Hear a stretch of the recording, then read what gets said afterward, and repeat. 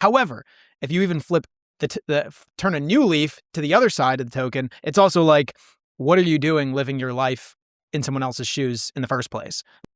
Part of me does wonder, like my gut response to that is like, but there is a little bit of survivorship bias because you're only justifying his actions because he ended up becoming wealthy. And it's not like it's written in the cards for sure. It will increase the likelihood.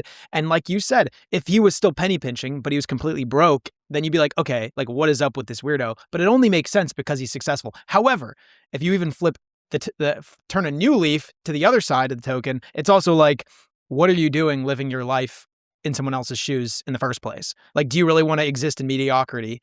Like either way. I'm going to push back on that. I think it's becoming so unique that you don't compete with anyone else. You are your own lane.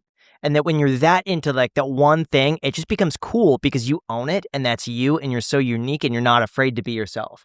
And then that way, when people meet you, you're not comparing that person with all these other people. This person just is so unique that they are one of one.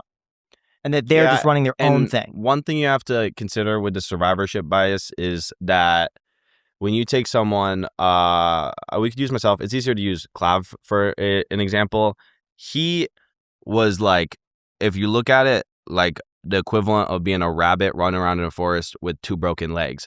Like that rabbit survived because it did the whole be myself thing, but he was truly like really a weird, like insecure, super autistic dude. If he could survive with this method, if I could survive, I used to, when I was in high school, I remember somebody asked me what my dream job was. My dream job was to work at a smoke shop and be the cool guy at the counter that sells vapes to underage kids, because I always thought those guys were so cool, right, when I was young.